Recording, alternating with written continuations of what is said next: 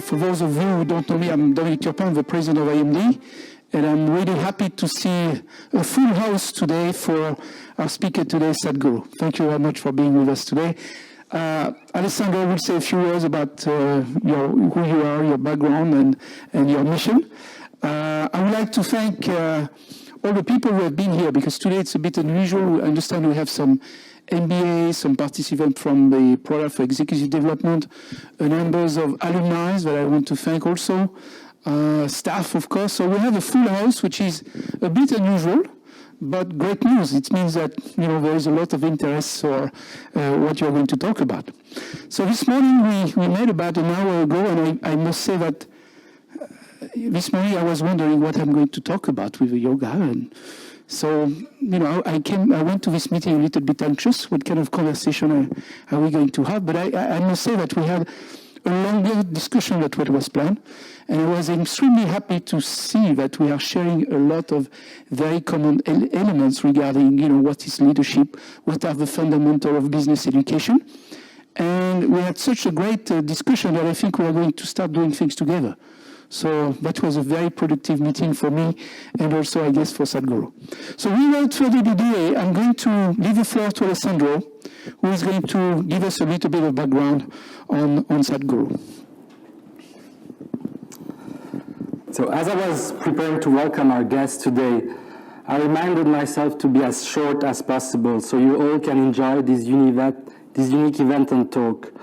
But to introduce Sadhguru, Jaggi Vasudev, in a short manner is not so simple, as his work and impact spread to so many areas of society and life. Let me try and give you some highlights.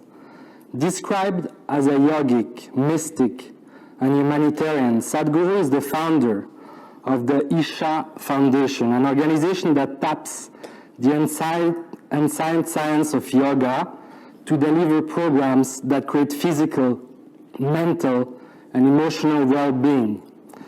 Programs that have today been attended by 5 million people around the world.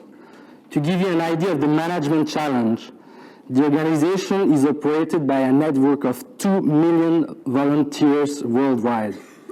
Sadhguru is also a social entrepreneur who has pioneered mobile health clinics and rural Olympic Games in South India, opened various networks of schools, and even won a Guinness Book World Record in the number of trees planted in one day, more than 800,000.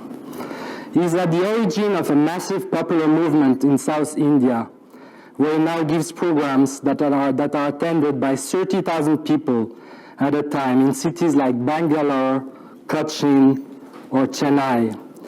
He has been named one of the top 50 Indians by India Today magazine. And if that weren't enough, Sadhguru also writes poems and is ready to challenge you at a game of golf in between his international travels. Sadhguru is not our typical guest on the IMD campus. However, he has visited Switzerland many times before, as he is a regular guest at the annual meeting of the World Economic Forum in Davos. He also has given a TED Talk, spoke at the United Nations, the India Economic Summit, the Thalberg Forum, and many other conferences. His interviews are featured in the New York Times, BBC, Bloomberg, CNN, and he also runs a column in the Huffington Post. Maybe it is so difficult to cover the many hats that Sadhguru wears, because he is, as he says himself, in the one and only business there is, the business of human well-being. And God knows how vast a topic that is.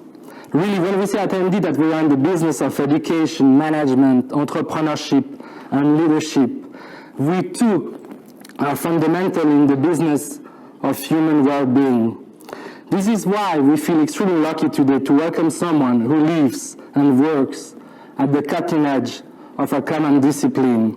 Sadhguru, you are perfect examples of our own values, and it is our privilege and pleasure to welcome you on campus today.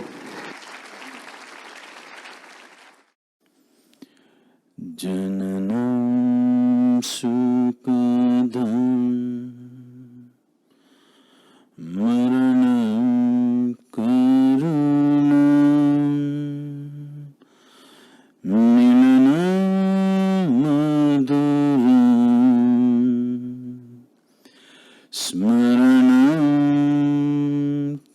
karunam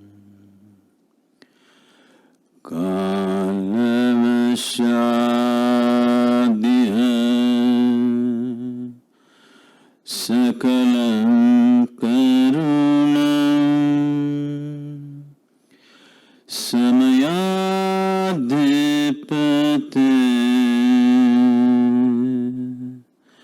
akilam karunam. Good afternoon, everybody. So the first question would naturally be, what is that prayer about? It's not a prayer, it's an invocation. An invocation means there is a whole technology as to how to organize your system to do a particular action. As human beings, we do so many things in our lives. You want to run a race, your body, your brain, your energy needs to be in a certain way. You want to meet a friend, it needs to be in another way. You want to do something else which needs your intellect on, it needs to be in another way. Like this, for different types of activities that we perform in our life, we need to have our system in a certain way. A lot of people are managing to make it happen naturally, or the situation will slowly set them in. People will enter a situation unprepared. Gradually the situation will mold their mind, their energies and everything to function well there. But there is a way that you can consciously create an inner situation where you craft that situation within yourself so that you're organized in every way. All the faculties within you, your body, your mind, your emotion, and your energy is properly organized for that specific activity. There is a whole science and technology as to how to go about this inner organization within a human being. When we say a leader, or when we say ambition, ambition is just an exaggeration of the existing. When we say vision, as the word suggests, it is about a new possibility, something which is not yet. Ambition is about wanting to take as much as we can take. Vision is about making everything yours. One is an aggressive way of taking it, another is an embrace. It is like the distinction between love and rape. Both seem to be the same for external viewers, but it's a world of difference. Making the world yield to you willingly and trying to take a piece of the world are two different dimensions of life. As human beings, like never before, we are empowered. Individual human beings, we have become so powerful because of technological advancement. What 10,000 men could do 1,000 years ago, today one man can do. When we are so hugely empowered, it's extremely important that the way we exist here is in a more inclusive way. All this philosophy, is it possible for a businessman? It is very much possible, and especially not possible, it is very much needed for the businessman, because business is about expansion. Does expansion happen because of inclusiveness, or does expansion happen because you forcefully take something? If you forcefully take something, you will never expand to the full capacity. Only if you learn how to make the world yield to what you want it to be, only then you can take it all. Ambition is about more. Vision is about all. When we say leadership, a leader is somebody who is trying to create a situation and people are looking up to him, believing that he's going to make it happen. So that means he must be in some position within himself that he is able to see things better than the people around him. Business leadership or managing large situations, if you want to manage 1,000 people, essentially you are managing 1,000 minds. if you want to manage 1,000 minds, if you are not even able to manage your own mind, it is going to be accidental management. And because of this accidental management, you will see managers of the world are the most tense-looking human beings. We are sending a completely wrong message to the world. If you succeed, you will suffer. This is the message that's going to the world. It happened in the 60s in America. Because all the successful people are so miserable, the youth did not see that success is worthwhile. They thought just sitting on a street corner and smoking pot is much better, at least we are happy. So this is a very wrong message, that success is a bad thing, is a horrible message for humanity and the future generations to come. Right now, this message is going out because you will see successful people have the most miserable faces on the planet. Success should be a sweet thing, but success has become a suffering. Simply because we are managing to do outside things without doing anything about ourselves. If the work that you're doing is important, the first thing that you need to do is work upon yourself. What does working upon yourself mean? See, as you sit here, each human being is his own, simply because of the accumulation of experiences that have happened in different people and how all this is assimilated within each person. Each human being is his own, and that's the beauty of human beings. You can't find a carbon copy anywhere. Everybody is unique. This uniqueness will be a wonderful thing if it functions cohesively. The same uniqueness, if it does not function cohesively, this uniqueness has to be called, you're really unique means you're a freak. Only if this uniqueness functions cohesively, this uniqueness can be celebrated and enjoyed, and the world can benefit from this and the individual can benefit from this. Our idea of success has become like this right now. That we are sitting, there's a proverbial story in India about a man sitting on a tree branch and cutting it, but sitting on the wrong end of it. If he succeeds, he will fail. Right now, we have brought the world to such a situation that if we succeed, we will fail. In 2008, when I was at the World Economic Forum, the recession was just beginning, and I saw all these 2,000 odd people who are hugely successful people carrying very long faces. Recession is coming, recession is coming.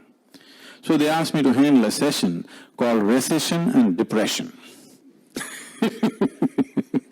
I said, recession is bad enough, you don't have to get depressed on top of it. And the way we have created this whole situation is such, if we fail, we will be depressed. If we succeed, we will be damned. That's how we have created the situation. If all the 7 billion people on this planet use modern technology and get super busy, I think the planet just has 10-15 years left.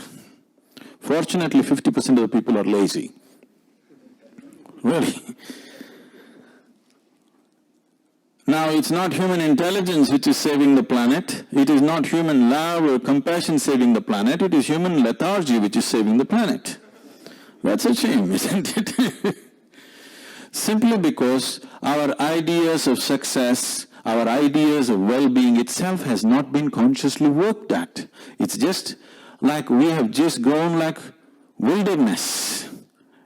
Now today, leadership means that we are able to re-engineer our very idea of success, well-being in the world. If we don't do this now, the success will be a bad thing.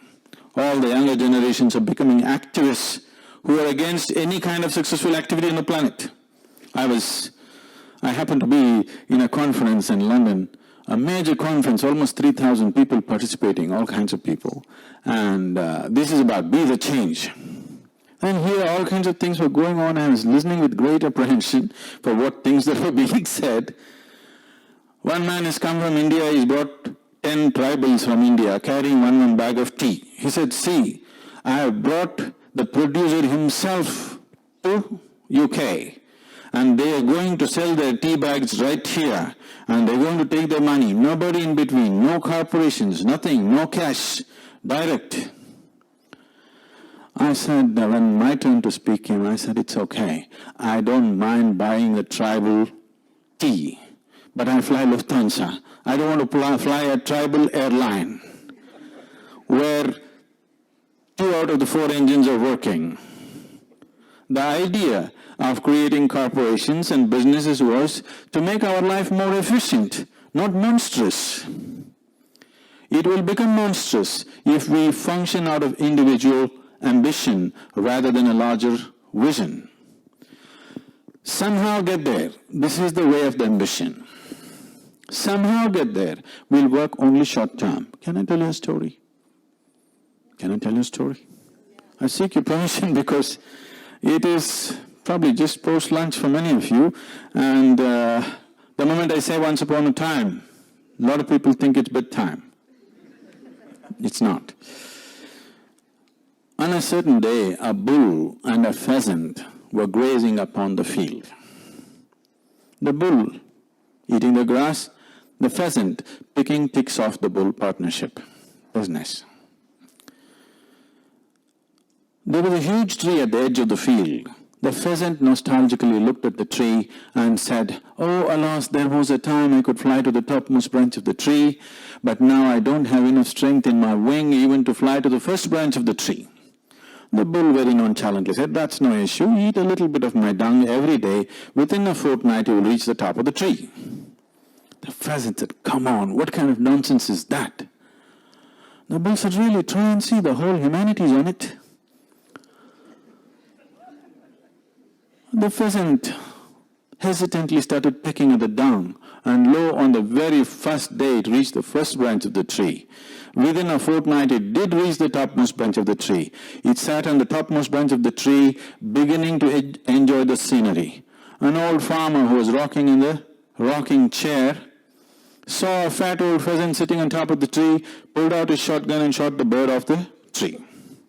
The moral of the story is, many times bullshit can get you to the top, but it'll never let you stay there.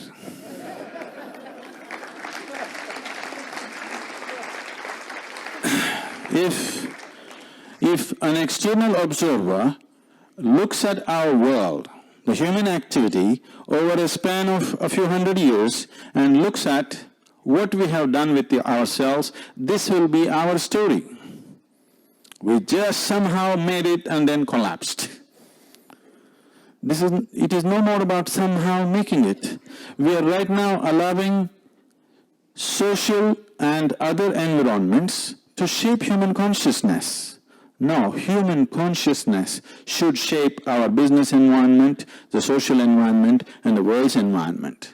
Instead of allowing the human consciousness to do the other, right now we are allowing the circumstances to change the human consciousness. The essence of being human is every other animal adapts to its situation. We can create our situations. This is the fundamental of being human. Otherwise we are no different from any other creature on this planet. Everybody else is capable of adapting. We are capable of crafting the situations that we want. Now, leadership means just this, that we have a vision to craft the situation where everybody can fit in and everybody can prosper, and our ideas of prosperity has to change, because right now, if we have to provide what an average American citizen has to 7 billion people, the Living Earth statistics says that we need 4.5 planets. We just have one, and there's another one 8 million light years away. If you're up for the travel, there's just one more, another 2.5 we need to find somewhere. So our success itself is working against us. This is not a good thing. If we do well, we will do badly. This is not a good way to craft our situations, because our idea of doing well is just being a little better than yesterday. Just being a little better than yesterday is not doing well. This happened in 1910. There was a man in India. His name was Topiwala. Topiwala means a hat seller. Now you have this culture here also, that somebody's second name happens to be his profession, carpenter, goldsmith, blacksmith, whatever. Like that, he is a hat seller, he is a topiwala. He was going from village to village in tropical heat selling hats. One afternoon he's tired, sat under a tree, opened his meager lunch, ate and dozed off. When he opened his eyes, he looked, all the hats were gone. He looked all over the place, no hats, they just gone, disappeared. If you do everything that you can do and it doesn't work, what do? Usually look up in prayer. So he looked up. There he saw a bunch of monkeys all sitting with hats on. He screamed at them. They screamed back at him. He abused them. They abused in their own language. He picked up whatever he could and threw it at them. They picked up whatever they could and threw it back at him. Not knowing what to do, frustrated, he took his hat and flung it on the ground. All the monkeys took their hats and flung it on the ground. He picked up his hats and went about his business. 2012, 23rd of September, another topiwala, going from village to village, selling hats. He came in the afternoon, sat under a tree, opened his elaborate lunch, 21st century. Had his lunch, promptly fell asleep. When he opened his eyes, hats were gone. He didn't look here and there, he looked straight up. The monkeys were sitting with hats on. He got up and jived. They all jived. He made funny faces. They made funnier faces. He had all the fun he wanted to have. When he was done, he took his hat and flung it on the ground. One baboon of a monkey quickly came down the tree, picked up the hat, walked up to him, gave him a tight slap in the face, and told him, "You idiot, you think only you had a grandfather?"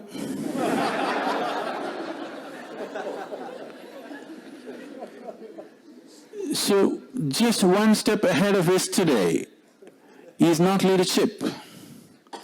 Leadership has to craft. Today, we have come to a place where the economic leadership has moving into a certain position in the sense. About 300 years ago, largely religious leadership was controlling the world. From mindlessness of religious leadership, we moved into the tyranny of the military leadership. From the tyranny of the military leadership, we moved into the confusion of democratic leadership.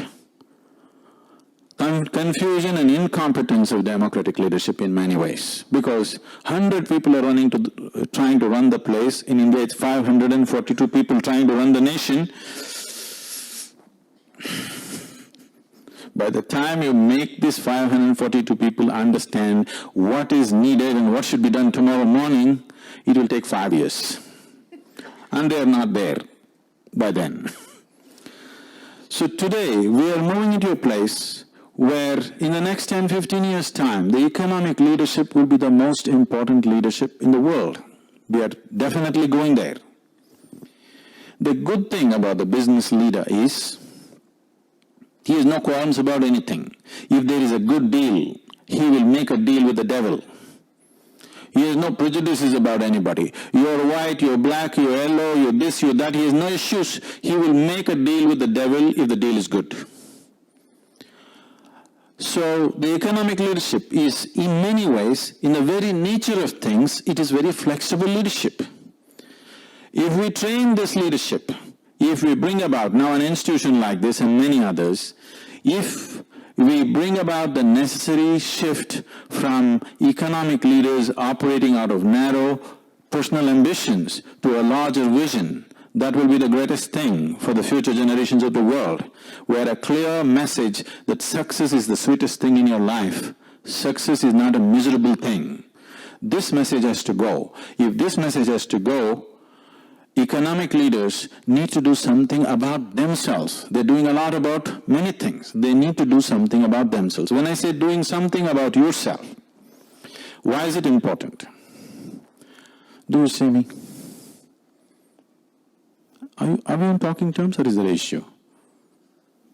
Are we on talking terms? Do you see me? Yes. Use your hands and point out where I am. Ah, you got me wrong. You know I'm a mystic from India? No, this light is falling upon me, reflecting, inverted image, going through your lenses, inverted image in the retina. Don't you know the whole story? Where do you see me right now? Within yourself, isn't it? Where do you hear me right now? Within yourself. Where have you seen the whole world? Within yourself. Everything that you have ever known and experienced is only happening within you. Right now, if somebody next to you touches you, you think you're feeling their hand, but that is not the reality. The reality is you're experiencing the sensations within your own hand. You cannot feel the other hand. You are completely incapable of experiencing anything of the outside. The way it is projected within you, that is the only way you will experience it. That is why what is light for you is darkness for some other creature. Suppose you and an owl sit together. You have owls in Switzerland? If you and an owl sit together and start an argument as to which is light and darkness, where will you go? Endless argument, isn't it? Who is right, you or the owl? You or the owl. Who is right as to which is light and which is darkness? Both? If you're saying both, either you're in the diplomatic corps or you have a successful marriage.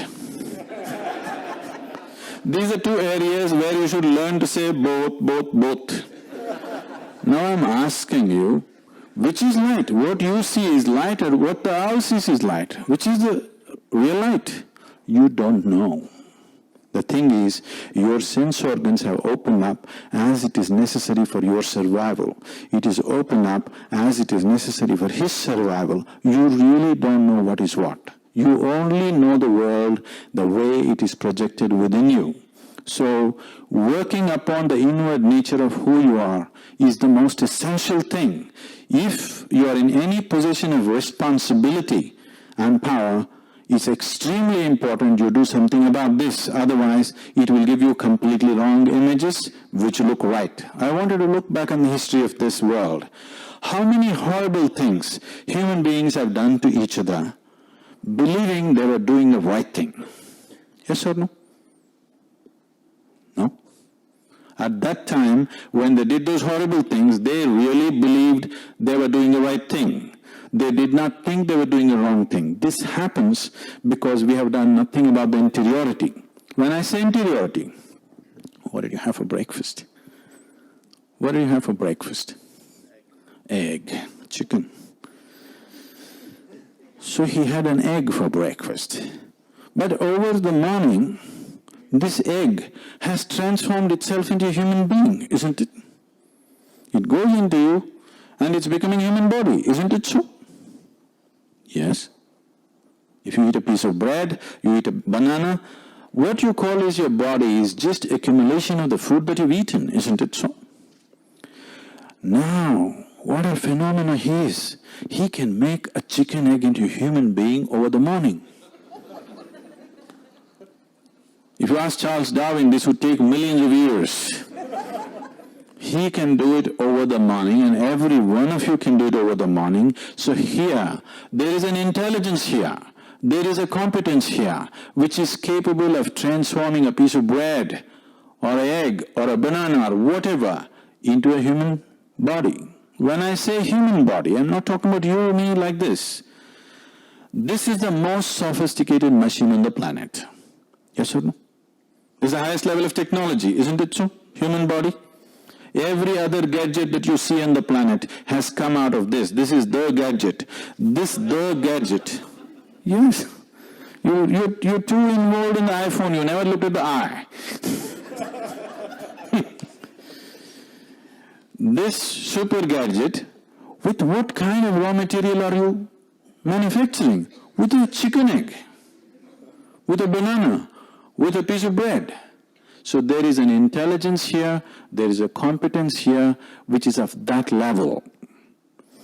If you found access to this intelligence, even if a drop of this intelligence entered your daily life, you would live magically. People around you will think you're superhuman. There is no such thing as superhuman. People talk about being superhuman simply because they have not realized that being human is super. Being human is super because, see, he can make an egg into a human being, chicken egg. Is it not super? Is it superhuman or super? It's just super, isn't it? That you can make a chicken egg into a human being over the morning. If your digestion is good in 3 hours, otherwise 4 hours. If you have a weak stomach, 4 hours, otherwise 3 hours. Fantastic, isn't it? Does this intelligence exist in everybody? We have mistaken that intelligence means thought. No. The intelligence in the body is so phenomenal. That which is the very source of making this body happen is right now functioning within you, and there is a way to find access to this. This is what we are offering as inner engineering process. And this inner dimension is needed the moment you are taking a position of leadership in the world, in whatever capacity. It is your fundamental business to see that first this one is fixed. Because once you're a leader, every thought that you generate, every emotion that you generate, every action that you perform is going to impact millions of people. Once you have such a privilege in the world, I think leaders have this business that they have to do something about themselves, that the way they think, the way they emote, the way they act is not destroying the world in so many different ways. Maybe good intentions alone will not produce results. It is the right kind of action with the right kind of consciousness that produces the necessary results. We are going with ambition right now. We think that's our only driving force. There's a beautiful story in Indian lore. A monkey goes into a house and it finds a jar full of nuts. So it puts its hand inside. It's a very narrow-necked bottle or a jar. Puts inside a handful of nuts. Want to take it out. It won't come. It's stuck. It has to let go some, but it's ambitious. It cannot let go even one nut. Pulls and pulls, it doesn't come. Then another wise monkey comes. Some monkeys are wise, Another wise monkey comes and says, this is not the way you live it. And together they overturn the jar and all the nuts are out. Now, we have to move from more to all. If you journey from more to all, that means you have traveled from ambition to vision. If you have questions, any kind of questions.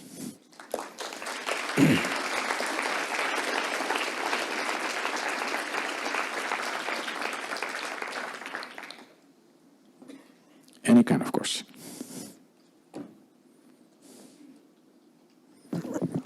My English is not so good, but as I heard you, if I understood you good, the change can only happen by individual action. There is no social movement, a political movement with collective action. You have your thought is only a thought of individual one, or not. So I want you to look at this properly. There is no such thing as society. There is you, me, and that person, and that person, and that person. Together, we give it a name called society.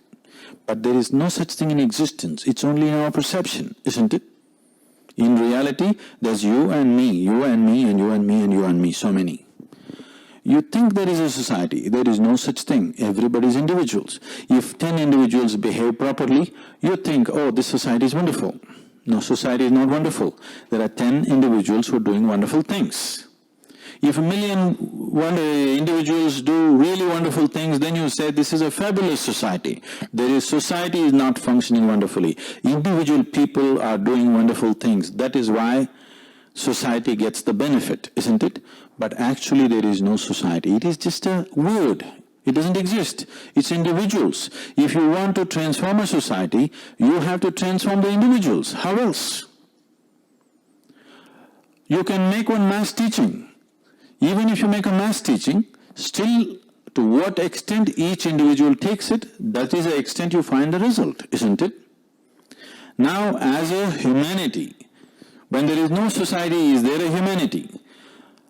There isn't. There are only human beings. But as human beings on this planet, we are entrusted with a certain responsibility right now as a generation of people. Why I'm saying this is, for the very first time in the history of humanity, we have come to a place where we have the necessary capability, resource and technology to address every human problem on the planet. Nourishment, health, education, whatever, name it. For everything we have resource, we have capability and technology. The only thing that is missing is individual human beings who will stand up and make it happen. Yes or no? Never before this was possible. 25 years ago, even if you dreamt of it, we were not capable. But now we are capable. If we are not capable of doing something, that is fine. If we are capable of doing something and if we do not do it. If we do not do what we cannot do, there is no issue. But if we do not do what we can do, we are a disastrous generation, isn't it? It's my wish and my blessing that we should not become a disastrous generation. We should be able to turn it around because everything else is on the plate. Only the man is missing, isn't it? Do you see everything else is on the plate? Only the man is missing. Earlier it was not like that. There was no resource, there was no technology, there was no capability. Now everything is there. Only you and me. You are speaking to an adult audience today. And asking adults to change is obviously more difficult to address the problem on an earlier stage. How would you recommend to have the children changing at an earlier stage and having them doing something else than playing with the iPhone?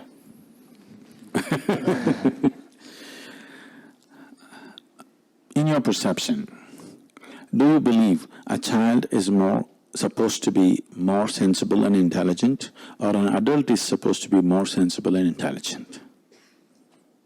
What do you think? A child? That's a dangerous perception. The reason why everywhere in the world the laws are made like this, even if a child commits murder, we will not punish him as we punish an adult, is because there is a margin, because he's still growing, his faculties are not fully there, he's not fully responsible for his actions, isn't it? Yes or no? That's the reason why everything in the world is structured like that. So, to put it in the right perspective, we're definitely expecting adults to behave more sensibly and more intelligently than the child. Child is given a huge margin because he's not it there. He is humanity in the making. You're a human being. So if you think it's an adult's prerogative to be rigid, unflexible, this is how I am. I thought this is only an Indian problem. In India there are many people, you tell them something, you say, I'm like this only. Now you're saying we are like this only. No. You are not like this only. It is just that to dissolve your rigidity, you have not found a solvent. I will give you a solvent. We can dissolve your rigidity. Right now, your rigidity has come to your body because of a certain lifestyle and because of certain attitudes to your mind. Nothing else. Your body and mind. Let's look at it this way. This is too little a time to look at these aspects, but I want you to think about it. Your body, your physical body, over a period of time you gathered, isn't it so? It's an accumulation.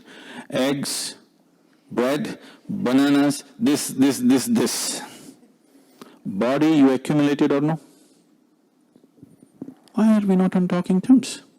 I came all the way to speak to you. Is body an accumulation? Yes. What you call as your mind is an accumulation of impressions.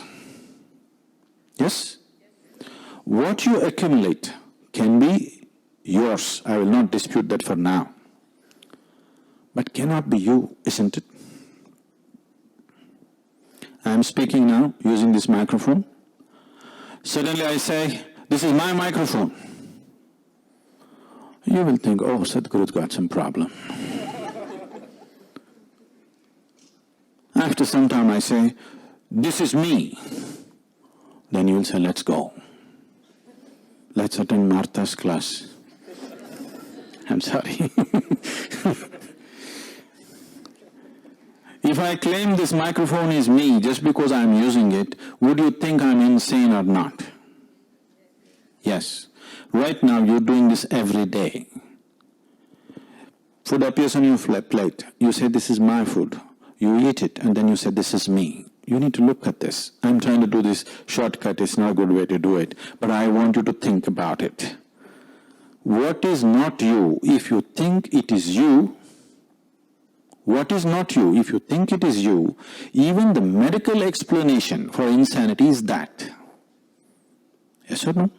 The medical definition of insanity is, if I think I'm the microphone, the psychiatrist will say, you need treatment. Yes or no? What you gather can be yours, can never ever be you, isn't it? So there is something that gathers all this, that is an intelligence which can make a egg into a human being. Should you not access it? Should you not make that dimension of intelligence possible? I am not asking you to change.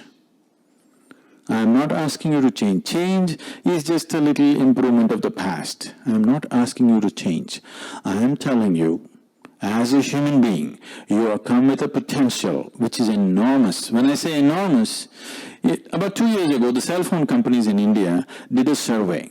India is one of the the biggest growing cell phone industry growing right now.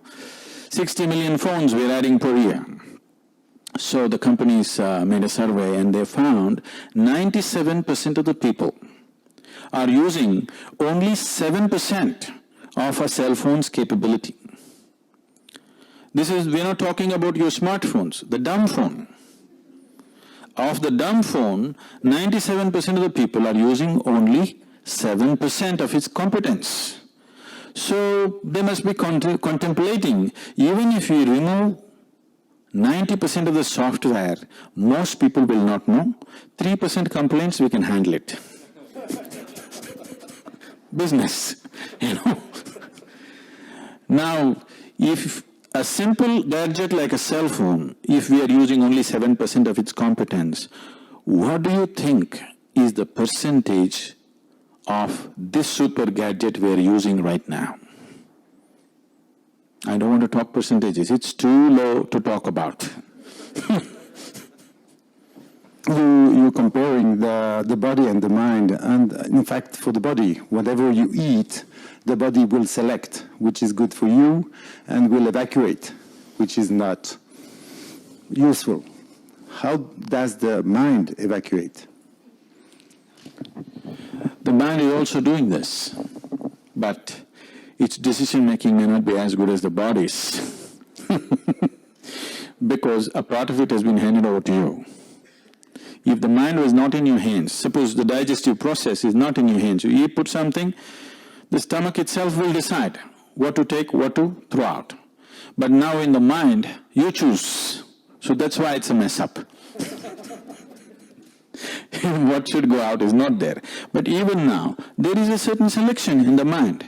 See, everything that your 5 sense organs come in touch with, in wakefulness and sleep, is recorded in your mind. Suppose you walk from here to there, actually there may be 25 different types of smells. Everything is recorded. You won't feel it. Consciously you will not know it. Only if somebody smells really bad or really good, you will know. Otherwise, if you just walk like this, there are 300 smells floating around in this hall. Every one of them is recorded in your mind. To what extent means? Suppose you're fast asleep. Let's say you're fast asleep. I come into your room and I speak in an Indian language of which you have no clue. But you're fast asleep, you didn't even hear. But 20 years later, let's say I spoke 20 sentences, 20 years later we can hypnotize you and make you speak those 20 sentences in a language that you do not know. Experiments like this have been done. So everything is being recorded, whether wakefulness or asleep. But still, all of it is not in your memory, conscious memory, all of it is not finding expression in your life, but all of it is influencing you one way or the other. So I want you to know, even with food, what your body absorbs also has impact on the food. What your body rejects also has impact on your food, on your system. What your body rejects, don't think it has no impact. It has impact on your system. So we hear in the video that you, or Isha Foundation, has 2 million of volunteers. My question is, how do you manage to attract them? If anybody has to go crazy, it's me. Because doing all this activity, running various institutions, creating huge events on a daily basis all over, and making this happen with volunteers means I want you to understand what it means to work with volunteers. Nobody is trained for the job. That's the first thing. You try to do something like this here, you will know what it is. And the next thing is you can't fire them. They're volunteers. If the ability to fire people is taken away from you, you manage people and see, you cannot fire anybody for incompetence. So what happens is, in a corporation, what you can do with one word, I do the same thing with 100 words, because I have to win over this person. Otherwise, she won't do what she has to do. But the efficiency with which we function, you come and see. We are super efficient in everything. Far more efficient than most corporations. That's why they're coming to us for training. I was conducting a program, a 3-day event, for the top 30 executives of Microsoft India. And I had about 8 volunteers. They were running around doing everything. After 2 days, these executives, their mouth watered. They're always looking for attrition elsewhere. They said, Sadhguru, where do you find these people? I said, you don't find them. You have to make them. How do you make them? I said, you have to make them fall in love with you. How do you do that? I said, first you have to fall in love with them. They said, oh, they don't pay us for that.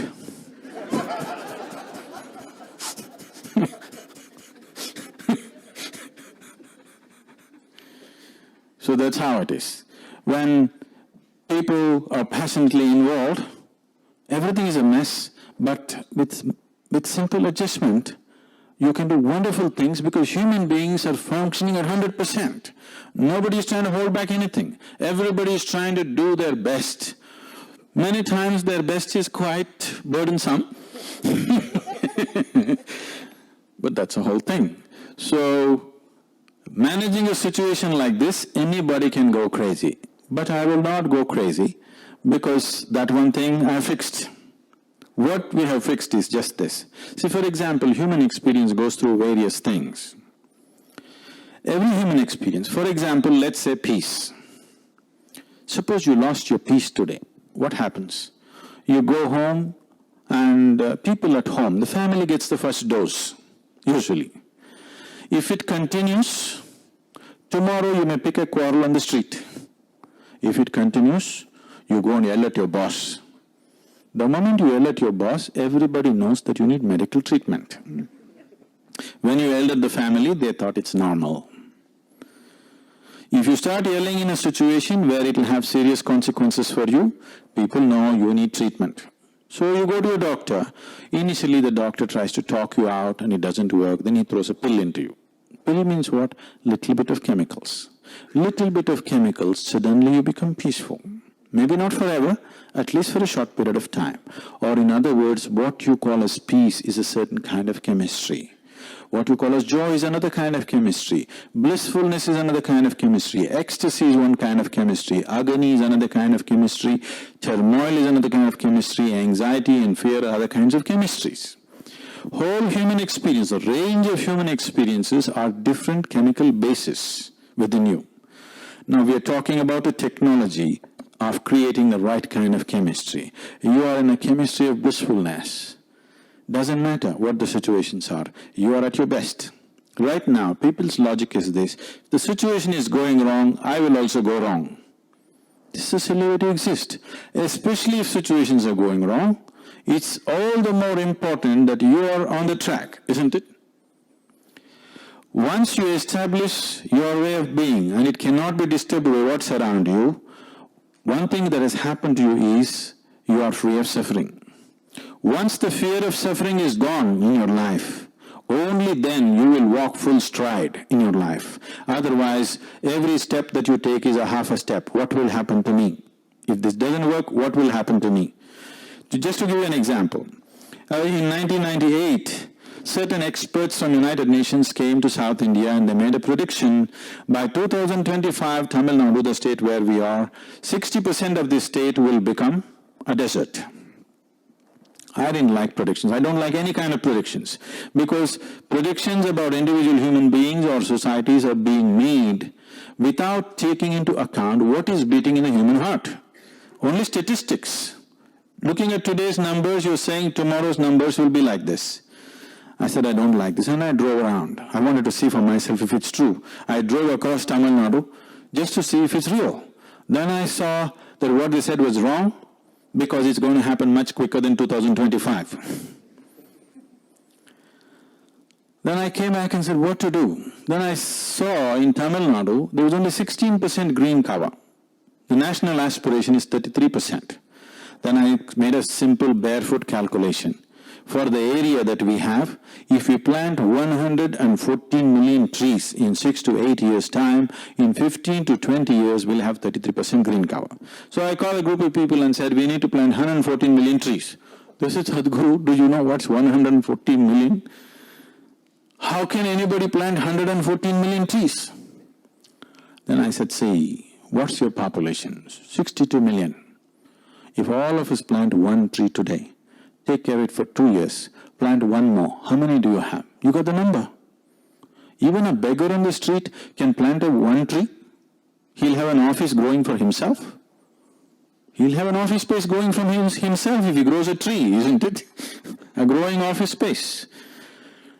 So today, we have, it's like almost 12 years now, we have planted 16.7 million trees, living trees, not just saplings, living trees. And this year we're planting 6 more million trees. And Tamil Nadu's green cover has gone up by 7.2%. It's the only place in the whole of Asia where the green cover is actually going up, not down. And we did not give up our life to do this. This is one of the side things that I'm doing. In a month, I may spend about 3 to 4 hours on this project. That's how much time I allot for this project. With 3-4 hours in a month's time, I think it's good enough result. I thought we will plant 114 million trees. We've not gotten there. We are near 20 million. It's still a long way to go. But for 3-4 hours of investment, it's good enough. That means management must be good, isn't it? Because it is not management. It's a big love affair. People are in love with you. They will do it. They will not fall in love with you unless you fall in love with them. That's the secret. You have to do it first. Thank you for coming. It's a pleasure to be here. I'm in the process of setting up a new initiative called My Drop in the Oceans. And the idea of My Drop in the Oceans is to help people to describe and to define their own drop in the oceans in terms of their own impact on the environment, the positive, the services that we benefit from the environment. And I just wonder, those drops can be a multitude of actions, or you could describe them as one accumulation of actions. I just wonder how you would describe your own drop in the oceans. See, the action has to be focused. If it's a multitude of actions, it will not go anywhere. One of the most important things that's needed is any number of individual human beings are doing wonderful things. But the problem is they can't scale it up simply because they do it their own way. Now, We got to do it the way it works, not our own way, not my way, not your way. We just have to learn to do everything the way it works, not my way or your way. There is no my way and your way. There is a way of the world. We have to do it that way. There is a way of this planet. We have to do it that way. Only then we will be a sustained success. Otherwise, my way and your way is ambition, which is destroying the world. Vision means we do it the way it works. If we do it the way it works, we'll all do it the same way. Then there is no problem. If you do it my way and your way, then there is a problem, isn't it? Thank you very much. Thank you very much for being here.